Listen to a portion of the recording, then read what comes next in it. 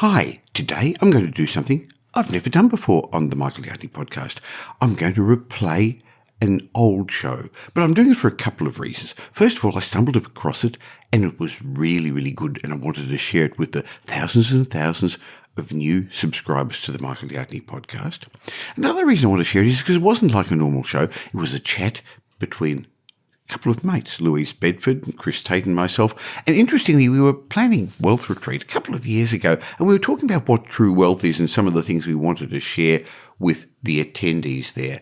And the conversation was so good, it was a bit philosophical, that we actually pulled out a phone. I think it was Louise's phone now. And we just recorded an episode of a podcast for her podcast and for mine, because we were talking about things that we only tended to talk about with ourselves and wanted to share with so many other people. For example, I shared a bit about my first investment property over 40 years ago. We talked about how being truly wealthy is a lot more than just how much money you've got, how many properties you've got. We talked a bit about creating lifetime wealth and leaving a legacy. We talked a bit about how we are the mentors for our children, and how if you want to leave a legacy, we've got to be careful what we pass on to our children, not money-wise. It's what we leave in our children, not what we leave our children. We talked a lot about the imposter syndrome, something Louise Bedford loves talking about. We discussed about success, the mismatch in couples, how very frequently we're quite different from our life partners. Anyway, there were so many good things to talk about that you're going to love today's show. But be warned, number one, it's a bit longer than normal. Even if you listen to it in two parts, enjoy it. There's so much gold. Number two, the quality wasn't as fantastic as normal, because remember, this wasn't a normal podcast recording. It was just when we're in the right zone talking about these things, I thought it was really important to grab the content a couple of years ago, and it's just as relevant today. So, welcome to this episode of the Michael Yardney podcast. Welcome to the Michael Yardney podcast, where twice each week you will learn a number of new ideas regarding success, property investment and money in around 30 minutes. Our show is brought to you by Metropole, who specialise in helping you grow, protect and pass on your wealth through strategic property and wealth advice. Now here's your host, Michael Yardney, Australia's most trusted property commentator, who has once again been voted Australia's leading property investment advisor. That's the fifth time he's won a similar award in the last 7 years.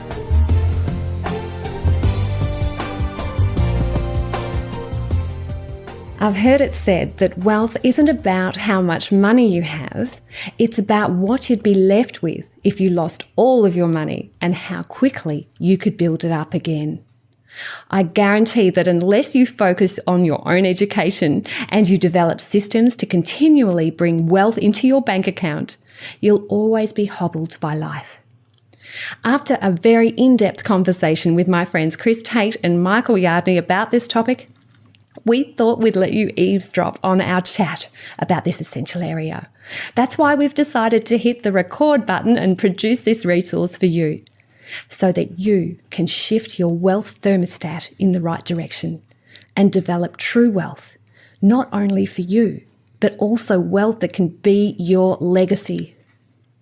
You see, because I'm a best-selling author of books on the share market, and I have been since the late 90s, I'm often sent emails by parents or interested adults asking how they can pass on the legacy of effective wealth habits to benefit the next generation.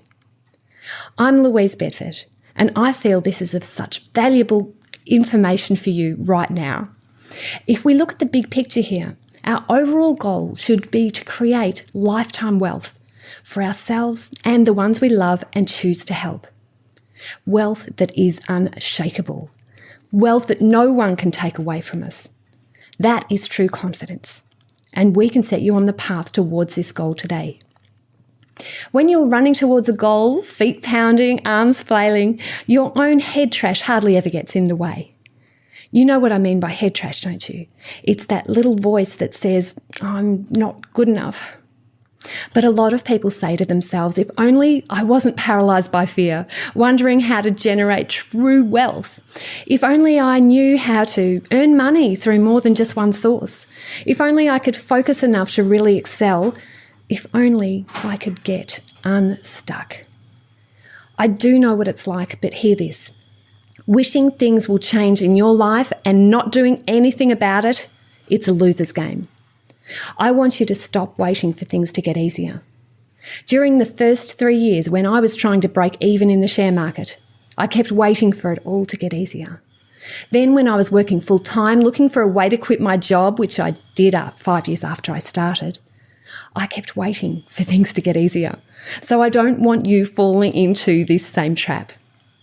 This webcast is for you if you're wanting to banish that head trash forever and to develop specific strategies so that you can create lifetime wealth and legacy that will continue long after you're no longer on this earth.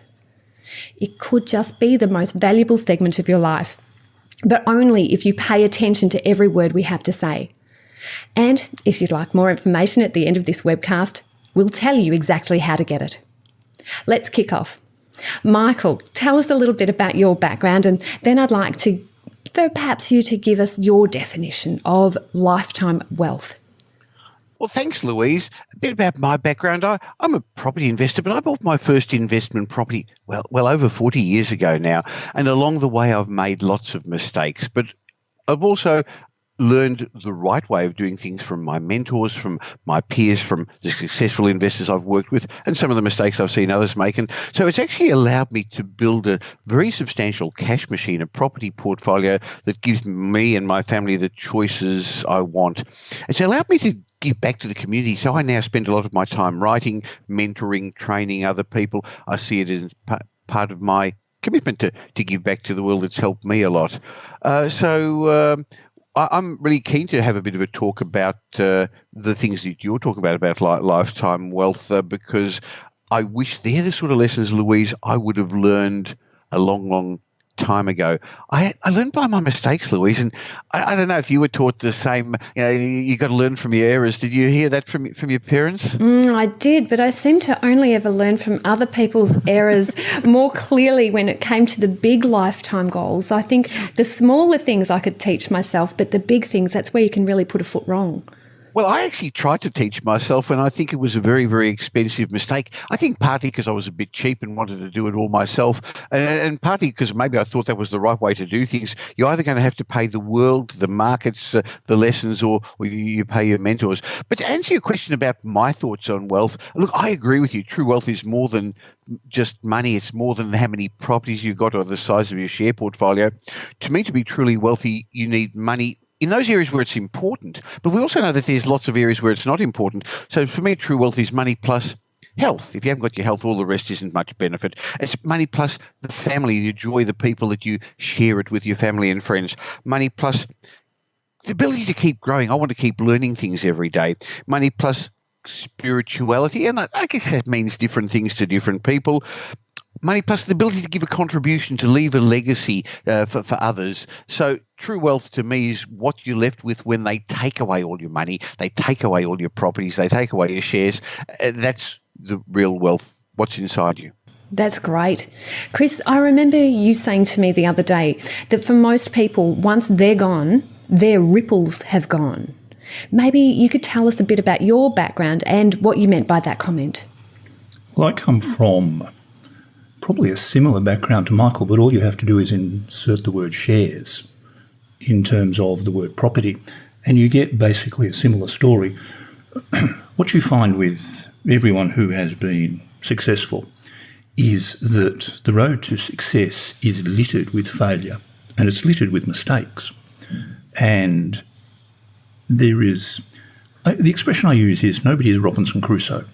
Everybody seems to repeat the same mistakes over and over again. In terms of the notion of ripples, the issue we have is that we are transient. Whilst you're in the middle of your life, you may think that it's going on forever, and you might think it will continue forever.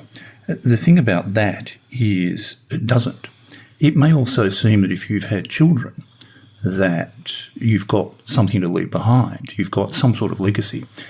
The problem there is all you've actually done is fulfill your evolutionary destiny. Any animal with genitals can have children, and that's not necessarily creating a legacy of any sort. So to me, the question of sort of legacy is twofold. It's what software have you equipped your children with? What values have you given them? Are they expansive? Are they generous in their values? Do they look at the world in a certain way? Or have you merely programmed them with the same basic fears and inadequacies you have? And the thing about children is they absorb things without being directly taught. So if they see that you are fearful of life, if that you jump at shadows, if you have what we would call the incorrect money scripts, they will absorb that. The second part of legacy, or leaving a ripple, is something Michael touched on. And that is simply, is there something outside of you and your children that carries on after you've gone? What impact have you made upon others? I do think wealth helps us become more self-actualised, though, because you have your basic needs looked after. So that's when you can do some more deep thinking. And based on what we're told by futurists, most people will experience 3 to 7 complete career changes throughout their lifetime. So that involves complete retraining so that they can get back up to speed. I mean, I've been an example of that. I did have a career in the corporate arena, but I suffered a health issue, which meant I couldn't move my arms for 3 years. And of course, in the corporate arena, they don't want you if you can't move your arms. So I had to consider share trading as being my choice. I was already trading as I went along with my corporate side, but it certainly became much more important. During these times of retraining, usually people's income goes down to absolutely nothing. And that's why it's essential not only to specialise in your career skills, but also to develop expertise in non-related areas to tide you over in these lean times, like learning to trade or learning to invest in property. So, Michael, I'm curious to hear your views on this. You once told me that retirement is a middle-class concept and that most people never seek to alter their financial thermostat. Tell me more about this. I really want to hear your views about why people have trouble accumulating enough lifetime wealth to create a legacy. Gee, there's a few good questions in there, Louise. So first of all, retirement is a middle-class concept. What we do at Metropole is we sit down with clients and we work out where they are, where they want to head, and then we help implement a property strategy to get them there. And when we ask people, well, what is it that you want? What's the end game? Louise, very few people actually say retirement. Why I said retirement's a middle-class concept is because it's the workers, it's really maybe more a blue-collar concept who actually work 5 days a week just to have a weekend, and they work 50, 40 years of their life to get into retirement. For most people that I see, for wealthy people, truly wealthy people, they see it as their obligation to earn more, to make more money, to give a contribution, to have a legacy. So if your purpose for getting money is for security or to prove yourself or for anger, because you're angry and cross of your childhood, you're never going to become wealthy. And so this leads into maybe the second thing that you asked me a little bit about the financial thermostat. Louise, I don't know if you've heard it said, I've often thought that if you took all the money in the world and divided it equally, it'd soon be back in the same pockets again, wouldn't it? That's right. However, most people don't get to the next level because they complain about the tax system or the world or how the share market's going or the property cycle. So I learned a long time ago from my mentors that to have more, you can have more because you can become more. The other side of the coin, of course, is unless you change how you are, how you think, what you do, you'll always have what you've got. So all this share stuff, the property stuff, it's good, but it won't do it enough for you to become more, to have more, whether it's wealth, security, more comfort in your life. You actually have to change. And I think one of the things you have to change is not your knowledge, because there's people who are smarter in the share market than some of us, and there's people who know more about property and research than I do, but they don't get to the point of having the true wealth that we talked about a while ago because of the way their financial thermostat is. What I mean by that, Louise, is we weren't born knowing how to do money, and so we learned a level of comfort about money, about wealth, about riches from our parents, from our culture, from our experiences when we were young, things we heard, things we saw, things we experienced. But interestingly, I think most people accept the rich keep getting richer, and that's because their thermostat is set for higher. If you think about it, what's Donald Trump's thermostat set for? It's set for billions. If he was a millionaire, he'd feel poor. But the question I'll often ask people at seminars is, what's the average Australian's thermostat set for? And then I actually push their buttons a bit, because I say, guys, what do you think your thermostat's set for? Would you like to know? And they all say yes. And I say, your thermostat's set for what you've already got. And then they say, that's not fair, Michael. I actually would be, if I had a good job, I'd actually do better. I could buy my properties, or I could invest in shares. But I've got a lousy job, so I can't. I haven't got the finance for it. If that's your philosophy, if you're destined to stay where you are, some people say, look, if I had lots of money, I could actually be generous. I could give to charity, but I don't have much, so I can't be generous. So what I'm suggesting is you actually have to change. It won't change until you change. However, when you throw away the blame, when you stop blaming others, when you become more yourself, when you upgrade your thermostat, and I know that's a lot about what your mentoring program's about, Louise and Chris. I know it's what my mentorship program's about, and it's in particular what our upcoming wealth retreat's about. The difference is when you change, when you upgrade your thermostat, everything else starts to change around you. But I've found, Louise, that there's obstacles for people. The people seem to have obstacles in their track to get there. I think you're so right. Those obstacles can just seem so big. One of the ones I think some of our traders face, and I'm sure your property investors face as well, is the imposter syndrome. Now, if you haven't heard about that, for everybody listening, basically what it is when you've achieved success, all of a sudden you feel that that success is undeserved. Now, I've been in touch with Pauline Rose Clance. She was the one who originally coined that phrase with Suzanne Imes back in the 70s, but it has gathered a lot of momentum now. Those afflicted think that whatever they've done, whatever success they've achieved, it's not because of their own abilities, and it can be debilitating. It's men and women too. They think that they're going to be exposed for being a fraud, and they think that their success is due to good luck. And that can be absolutely stymieing on future growth. When I see people in our mentor program afflicted with this, it's almost like they work so hard, but then all of a sudden they quit. They self-sabotage because they go, well, I'll never be able to do it. It's something that I'm not worthy of. Other people are more intelligent than I am. I can't possibly extend myself in that way. So I think some of these things are about self-awareness. And in some ways, I think a lot of traders and a lot of investors white ant their own future. It's in their head, and they've actually sabotaged themselves along the way. Louise, do you think there's an element of guilt there as well? Sometimes there is, but sometimes it's because they have those voices going through their mind that set that financial thermostat in the first place. That's what I'm saying. Yeah. They think, I don't deserve it. And rich people are filthy rich, dirty money. You can't, all those expressions we heard. What's the story about the camel and the eye and the needle and all that sort of stuff? That's right. So I see exactly the same in the people I come across every day, Louise.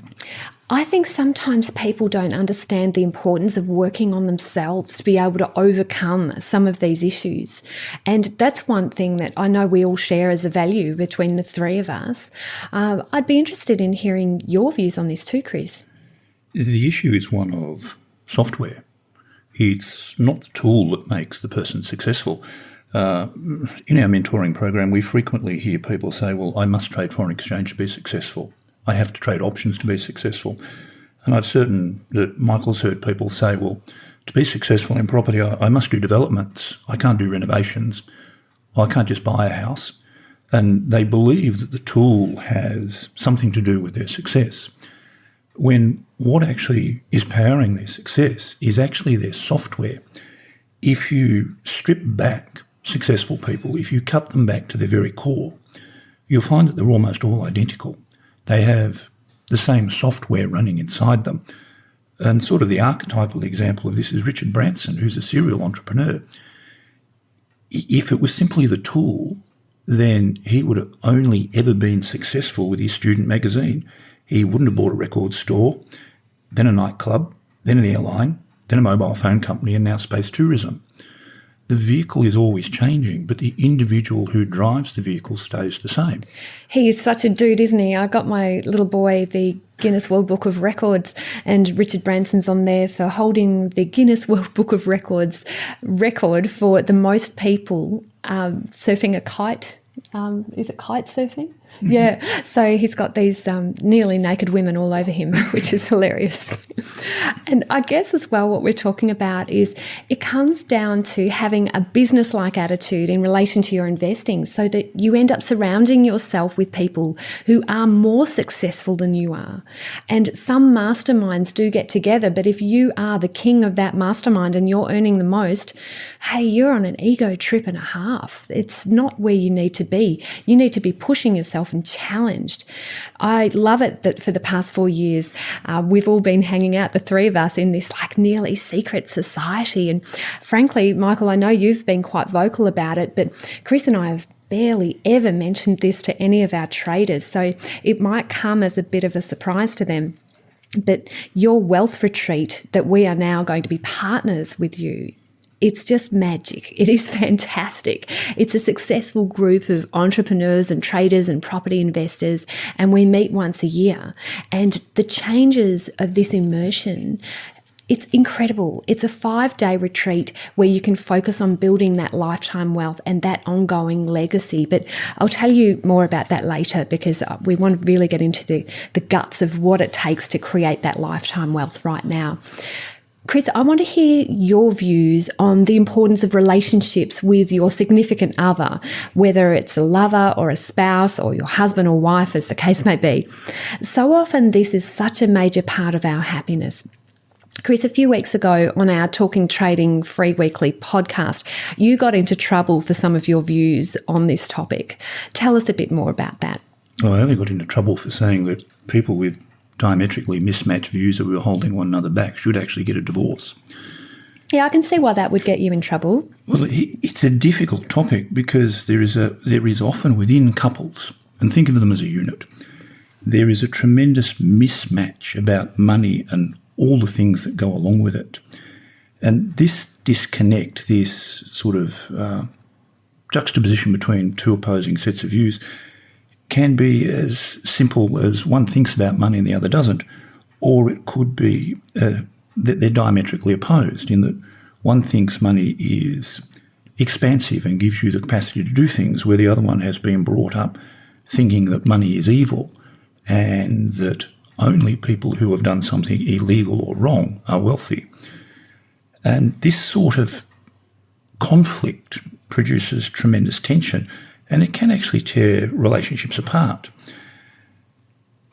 My observation has been that there is very little thought that goes into couples talking about money, and more in particularly about their beliefs around money.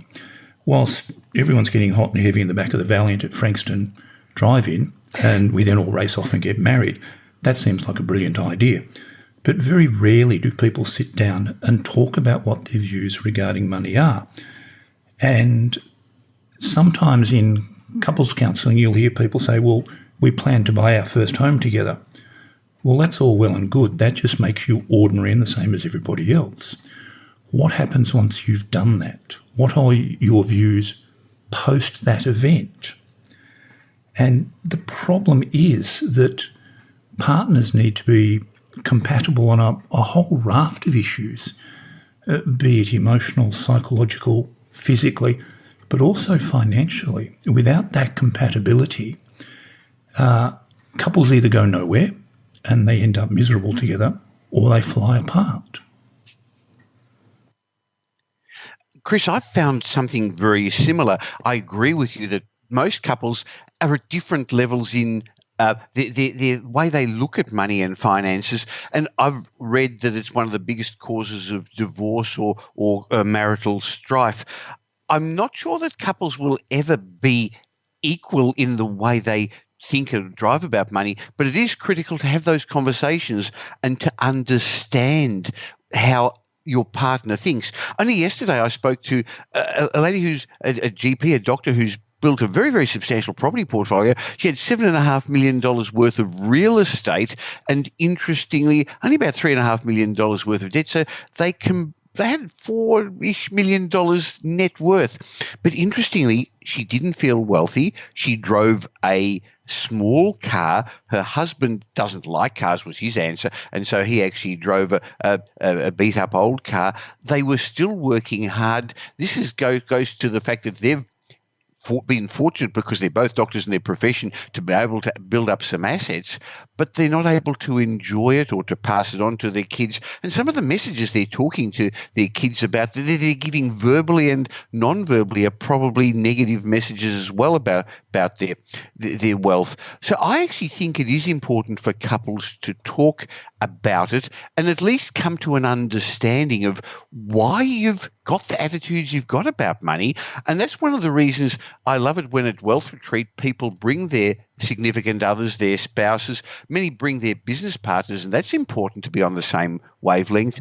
But also for couples I fully agree, it's important to help your couples, your life partner, and also that will send a much, much better message to your kids, won't it? Yeah, cohesive. Absolutely. I do think, though, if you're the one with the vision for your family, you have to be really careful that you don't lower that vision to the lowest common denominator, because it's very easy to fatigue when you're the one striving if you're not getting that family support. That's really why I like training couples together, if possible, because then you're not having that burden placed on the one who is the striver, so to speak. It's also important, Louise, to have, as you mentioned before, your mastermind group so that you can actually hang around with other people who think similarly to you to show you that the way you're thinking isn't wrong. People who are actually going to push you further rather than pull you down. And to give you strategies, like one of the things that I have trouble with in past tense is that if I was interrupted mid-trade, I turned into some sort of feral crazy beast, and I'm just like, rah. Usually I'm quite a peaceful person to live with, but on those particular occasions I just was not, because it was standing between me and the money. So to be able to have just a specific discussion with my husband about that one issue has soothed a lot of marital complications, shall we say. I want to talk about children, because that's something that is really important to me, passing on wealth knowledge to the next generation. Often people can't pass down their job skills or their business to their children, but luckily we can pass down a property portfolio or a share market portfolio. And it's another way that wealth can be kept within families. One of my darling friends, his father is currently, unfortunately, his days are numbered. He's in the process of dying. And to see what this great man has done in terms of wealth, I remember in my 20s, he said to me, Louise, the only way that you'll be able to create a legacy is to make sure you have the skills and to keep wealth within your family and to pass on your views. And along with you, Michael, he has been a massive influencer of mine, and his ripples will just continue to go on after he has gone. Michael, I'd love to hear your views on this. Well, Louise, in the old days, I guess people used to pass their trades on. You were a blacksmith, so your son became a blacksmith, you apprenticed them, and that's how you passed it on. Today, as you correctly say, that's not the case. In fact, as you said, a lot of people change their careers along the way anyway. So what can you pass on to your kids? And one element of it is your property portfolio or your share portfolio. But I think it's a lot more than that. It's not what you leave your kids, it's what you leave in your kids that, in my mind, is important, by teaching by example. Oh, I like that, Michael. It's not what you leave your kids, it's what you leave in your kids. Very much so. Don't you think the conversation around Richard Branson's kitchen table would be much different to what you experienced with your family, Chris, and my family when they were sort of struggling month to make ends meet? And so they're the sort of things that have, I guess, still affect a lot of Australians. we learn most of what we learn about money from our parents. It's things we heard. Interesting, it's also things we didn't hear, but things that were not spoken about. So what did your parents talk about money, or your peer group, or your culture, or your religion? What did you see at home? I saw arguments and fights every month when the budget didn't meet. What did you experience? Money actually didn't have good experiences for me, and that's why I probably spent the first half of my life chasing money for all the wrong reasons. And if you chase money to make you feel more secure or comfortable, or to get rid of the anger, or to prove a point, money will never make you more secure. Money will never make you feel better if that's why you're chasing it, or it'll never prove that you're any better than other people. So you have to have a good and significant reason for getting your wealth. I think a lot of people don't realise that as they get older, they become more and more like their parents. Have you noticed that, Louise? Oh my gosh, yes. At school, but if you think about it, you ask, but have you noticed how your partner becomes more like their parents? and at a school reunion, sometimes it's very hard to differentiate between who you went to school with and your memory of their parent. That's really interesting, isn't it? So therefore, one of the reasons I've always had the intention of keeping changing, keeping growing, keeping upgrading my financial thermostat is I got rid of all those bad. Well, maybe I should put it slightly differently. I used to drive around with one foot on the accelerator and one on the brake. So I was actually going forward doing stuff, but I was doing a whole lot of things that were sabotaging myself as well. And I did a really, really good job at that about 20 years ago. So the concept really is to get rid of those non-productive, those beliefs that actually hold you back, that stop you moving forward, and replacing them with empowering beliefs. And that's done. You can't do it on your own. You actually can't just sit there on the couch and do affirmations and think good things and it will happen. That's what they say in The Secret. It doesn't really work like that. So what you need to do is have the right environment with the right exercises. And that's one of the reasons at the beginning of Wealth Retreat, we spend a little bit of time wringing out your mind of all those unproductive, non-resourceful thoughts and replace them with a whole lot of new beliefs. Can I just spend 1 minute on that, please, Louise? Yeah, I'd love to hear your views on I this. remember at the beginning of the first Wealth Retreat 10 years ago, there was a lot of very successful business people, entrepreneurs, traders and property investors. And I said to them, if you had all the money in the world, what would you do? And they wrote a list. And then I said, okay, please rank that. Would you please rank of that list of things that you now have to do a 10? What's really important to you? It's 10 out of 10 you've got to do. What's a 9? What is the sort of stuff that's pretty critical? What's an 8? What's a 7? And most of the people who came didn't have many more 10s, 9s and 8s in their life. They'd achieved a lot of what they wanted. And so they were sort of wandering around. I found a lot of them were isolated also. They felt they didn't have a lot of people to speak with about their successes or their challenges. So they hadn't reset their goals? Well, they hadn't, but they were coasting, and that was the trouble. So what we did was go through some specific exercises, and it did not just have to do with money or shares or property, but it actually had to do in all areas of their life. And then when we gave them these, they had a whole lot of 10s and 9s that they had to achieve. And you know what, Louise, and I know you've experienced it, and Chris, you've experienced it as well, a lot of them were around legacy. A lot of them were around contribution. Some very, very big ones, benefactory ones, and other ones just with regard to the family and their kids and grandkids. But it then gave them a whole new purpose, a new meaning for growing their share portfolio, for growing their property portfolio, for trading better, for investing better. In fact, it became their obligation to do it. So the concept really is most of us are coasting because it's easy, and we walk around with our head in the sand to some of the things that are holding us back. So the concept is become a better share trader, investor, entrepreneur, business people by surrounding yourself with good people, by having somebody look at your blind spots, by having some transformational conversations, by setting yourself new goals, and then regularly reviewing it. And that's why a lot of people come back to Wealth Retreat. And one of the interesting things, you will remember last year, one of the gentlemen who brought his son. He's been 3 times. The first year he learned a lot. The second year he brought his wife. this time last year, he actually rang me up and he said, "Oh, Louise and I are in Melbourne. Can we catch up for dinner with you and Pam?" And I know he's from Queensland, so we went out for dinner. I said, "What are you doing down in Melbourne, mate?" And he said, "Remember last year at Wealth Retreat, I said, next year for my 50th birthday, I'm going to get a Maserati. I'm down here to pick up my Maserati." And he was, and he drove it there. And remember, it was in the car park underneath there at the hotel.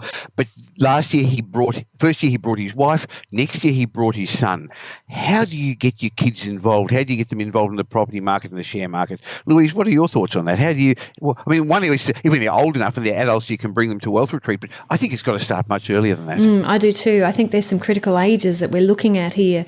Certainly if you've got children or grandchildren, that is something that I think a lot of people don't even consider. I have two children who, of course, both of you have met. Ryan's 12 years old and Ashley, my little girl, is 7. So I've also been focused on helping my niece, who is now an adult, to trade effectively as well. So I think if you've got really little ones, you can encourage them to draw in trend lines and have them spell the words up and down and trend. But really with the little ones, you just have to get them so that they're interested, and that's quite easy. You just ask their opinion. So I've been doing this with my own children, and they can both draw candlestick charts, and they understand the basis of if you don't have something, how you want something, and that's the supply-demand curve. And the other thing that I've found, I wrote my book Trading Secrets while my little boy was crawling around my feet. So if you need some quiet time with trading, you need to find some way that they can give you some time. So that's either involving childcare or involving them to some extent to set up a little office beside you and do what you're doing. And then when you're with them, you can be completely with them and immerse yourself in their gorgeous little childlike wonder of the world rather than be thinking about what's that trade doing. Now, if you've got children that are slightly older, certainly there's some things that you can do here. One of the methods that you could consider, depending on your views with this, I don't recommend it for every teenager, but you could loan your teenager a certain amount of money to utilise when trading. So if I've done this myself with another child, if they follow their trading plan to the letter, they get to keep 50% of their profit. But if they don't follow their trading rules, they don't get any money at all. That is how to breed a system trader. You give them a bribe. It's a wonderful thing. So it does pay to be aware of your teenagers' limitations. Teenagers think differently from us. I think from all of the research that's been gathered, adults tend to make decisions more quickly and with less effort, and they also judge the level of risk more appropriately because they have that more mature brain function as well as more life experience.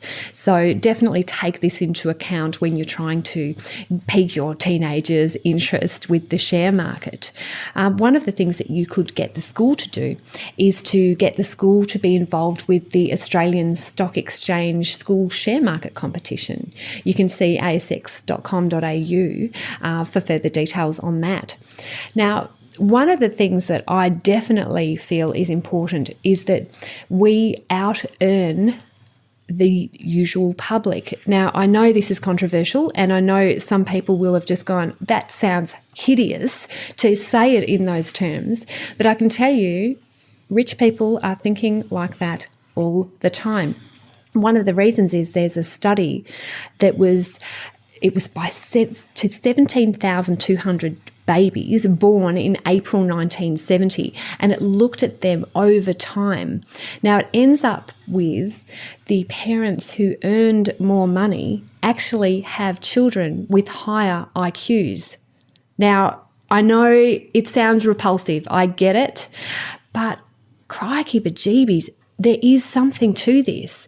It's Louise, if I could quickly interrupt, yeah. It shouldn't sound repulsive. It shouldn't, It does, but people do think that way. That we learned about as a parent that rich people, filthy rich. To rich people, it doesn't sound repulsive at all. No, and actually we like the competition with each other. There are some things that richer people think that other people who do not have the money just do not think.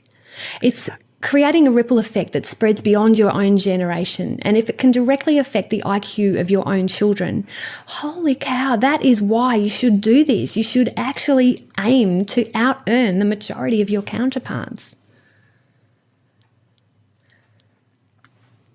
Chris, what are your views on this? There was a bit of a sigh from the corner over there. Oh, not really.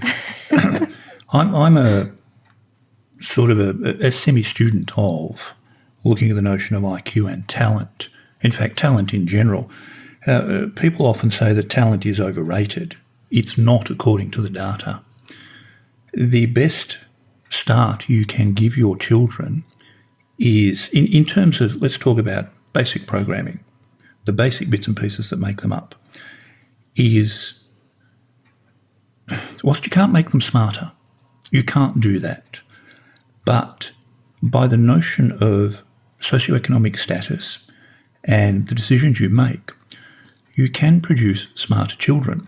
The problem we find when we look at IQ, when we look at talent, is that gifted children born to poor parents, whilst they appear gifted in early tests, that quickly erodes. Any advantage they have is eroded. And this in some ways is related to the notion of what's called the Flynn effect, which has been the increase in IQs that we've seen in Western countries over the past 60 years. What we've also seen is that IQ and socioeconomic status are linked. If you have a very smart child, but you are of poor socioeconomic status, the likelihood is that your child's IQ and potential will degrade over time. And that's just one of those unfortunate things.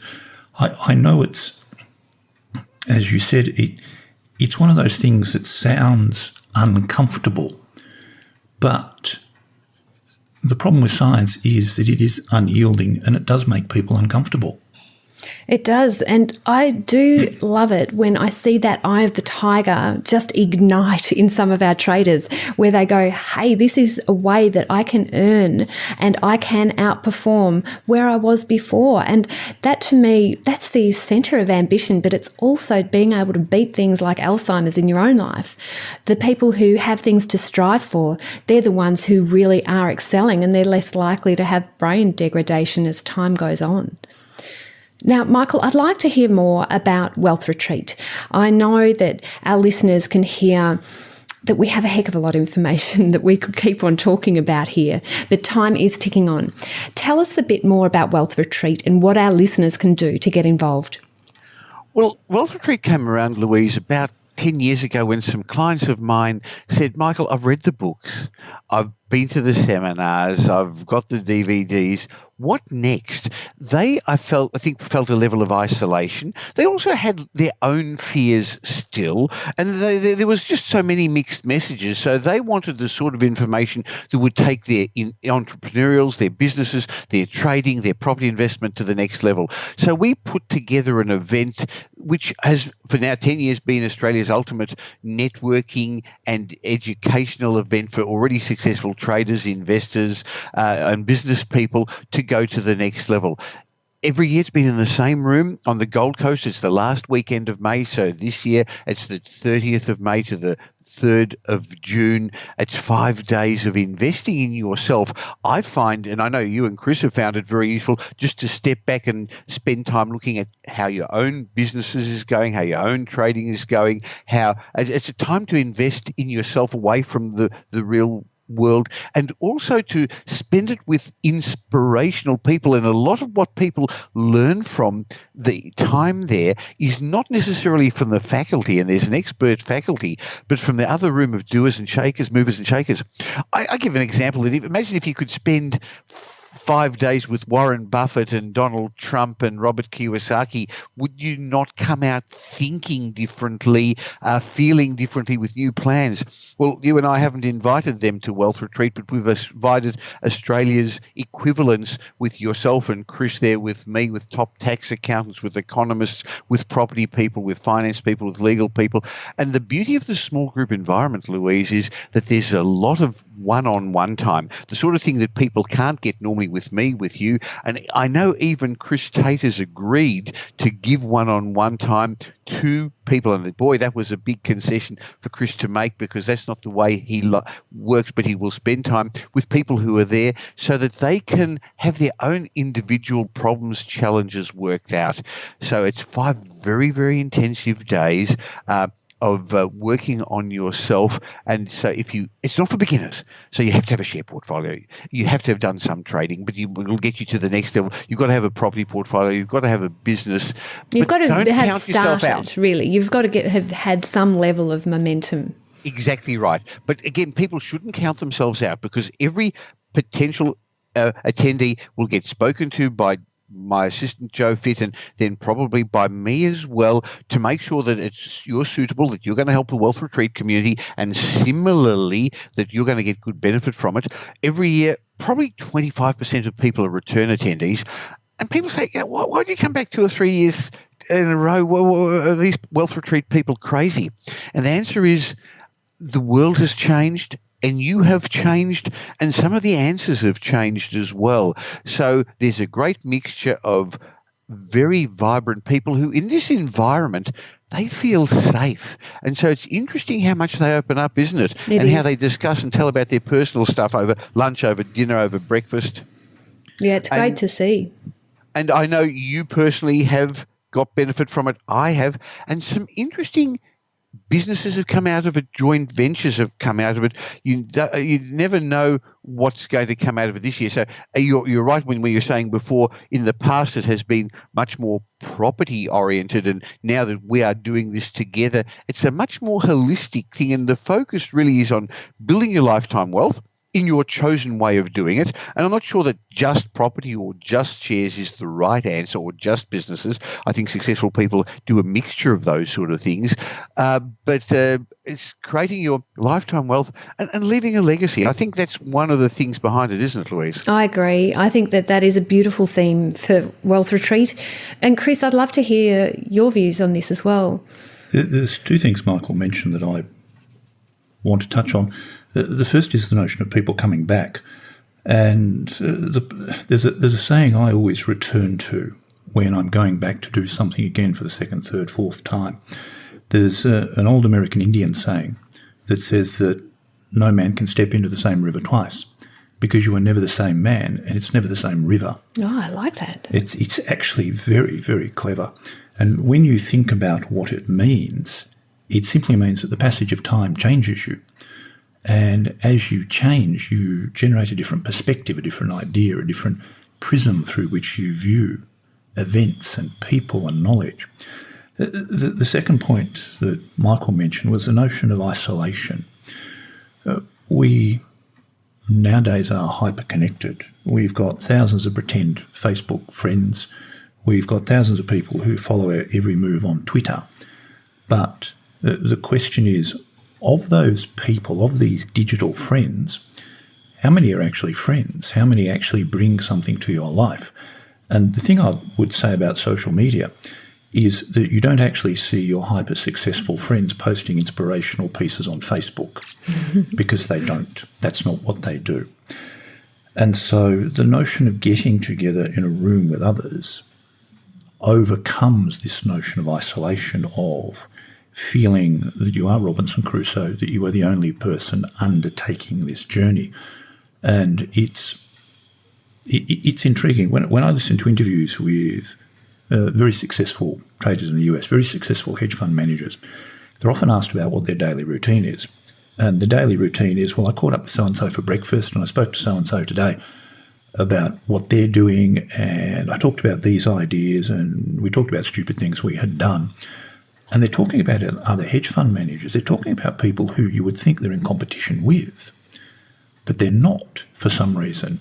They get together as peers, mastermind groups. Medicos get together at conferences in exotic locations that they use as a tax dodge. Lawyers do the same thing. It is getting together with people who are the same. Because the unfortunate thing about being an entrepreneur is that 99% of the people you meet are not entrepreneurs. They're people who are stuck in a job. They're stuck in a rut. They're doing the same thing 9 to 5 every day. They wait for the weekend. I hate weekends because it means markets are shut, and the people I would normally do things with also hate weekends too, because they're an artificial impost. They're an artefact of the way we view time and the way we view the world. Once you find people that you can share things with, people who are like-minded, part of that isolation begins to evaporate. It begins to disappear. So at this stage, for the people listening to this webcast, we just want to gauge whether you're interested in joining us. If you have an inkling that this event might have come around at the right time for you and you're in a position where you're looking to create lifetime wealth, you need to learn more. What you need to do is register your expression of interest at wealthretreat.com.au. So just that website again, wealthretreat.com.au. It is no accident that you've listened to this webcast. You can sense that you're in the right place and this feels like home. You can see a good idea and you jump on it. You know that you're destined for more in this life than you're currently achieving, and I'd be privileged to be right beside you so that I can join you every step of the way. If you want to take your wealth and investments to the next level, this is the event for you. Any last words, Michael and Chris? Well, Louise, one of the things I think you should look at is how other people used the 5 days to change their lives.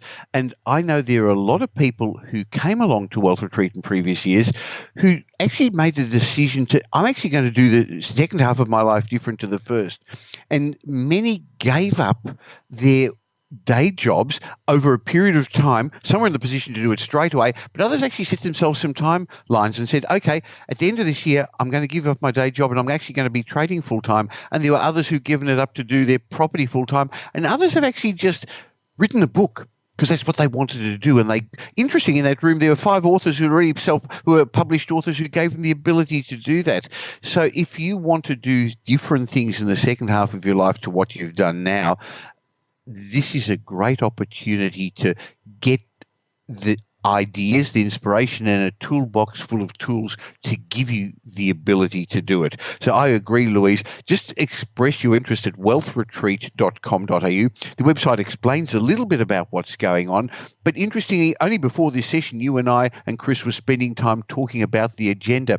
It actually hasn't been finalised. So while a lot of the agenda is formalised, a lot of it is still going to be very much tailored to what the attendees this year want, and that we allow them some input. That's also the part of the benefit of the one-on-one sessions. So thanks for giving me the opportunity to discuss it, Louise and Chris. I really appreciate it, and I actually learned a lot from you guys. I always do. We love you, Michael. We adore our friendship together. Chris, anything else that we should be mentioning? I've been warned explicitly not to say that one of the benefits is you can come and talk to me. However, one of the things that is important for people to realise is that, and this goes back to something that Michael said at the beginning, people are where they are because that's where they want to be. Humans exist almost to find the perfect state of homeostasis, this minimum energy state where you're comfortable. The expression I would use, which is somewhat unflattering, is that they're fat and happy logs.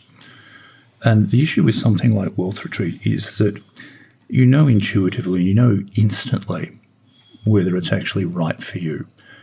People are quite capable of making that decision for themselves, because for those people who feel it is right for them, it's not really a decision. It's simply something they do. It's no more of a decision than you or I going to put the kettle on. For others for whom it is not right, it may never actually be right because they're comfortable. The question that I always ask myself is, am I comfortable? And if the answer is yes, then I'm actually doing something incredibly wrong with my life. Right now, I think most people believe that it's impossible to grow their wealth by leaps and bounds. And they are wrong, very, very wrong. Most people don't know how to create a legacy that will continue once they've gone and that can even be passed on to their children and their grandchildren. Don't you think it's time that you got serious? If you've been trying to work out how this puzzle fits together, this might be just what you're looking for. Register your expression of interest and go to wealthretreat.com.au to get all of that wrapped up, and we'll take you through to the next step. Lovely chatting, Chris and Michael. We'll catch you again next time round. Well, I hope you can now see why I really wanted to share this episode again with you. There was so much gold in that particular episode that I hope you got benefit from it. And if you did, there's in most podcasts app a share button down the bottom. Pass it on to somebody, tell somebody about it, because just like I'm trying to help you grow more financially fluent, let somebody else become more successful as well by passing on the message. And similarly, I appreciate it so much when people leave reviews, and I got a 5-star review from Julie S58. It was a little while ago, so when I read out your review, if you would like a copy of any of my books, just email me. I'd love to give you one as a way of saying thank you for the reviews. Now, Julie left a really, really long one, so I'm going to cut it a bit short, but she said, I often listen to your podcast on Saturday mornings and thoroughly enjoy them. I've got 3 investment properties now, and although they're essentially doing well, you touched on the fact that unforeseen difficulties may arise, and indeed they have, but fortunately they're not insurmountable. So I'll inspire to be the elephant as you suggest and carry on. Now, I know which episode she was talking about.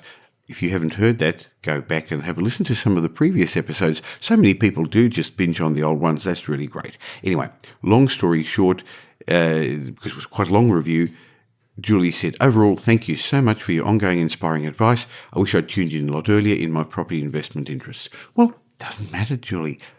Thank you for picking it up now, and I look forward to following a journey with you and hearing how you go. So once again, thanks for listening to this show. As you now know, we produce 2 episodes of the Michael Yardney podcast every week, so I look forward to catching up with you again real soon. In the meantime, spend your time wisely. Thanks for listening to this episode of the Michael Yardney podcast, which was brought to you by Metropole, who help their clients grow, protect, and pass on their wealth through strategic property and wealth advice. If you like what you heard and don't already subscribe, you'll find us on iTunes or on your favourite Android app as the Michael Yardney podcast. Watch out for our next show, which comes to you twice a week, and you'll learn some new ideas about property investment, success, and money in around 30 minutes.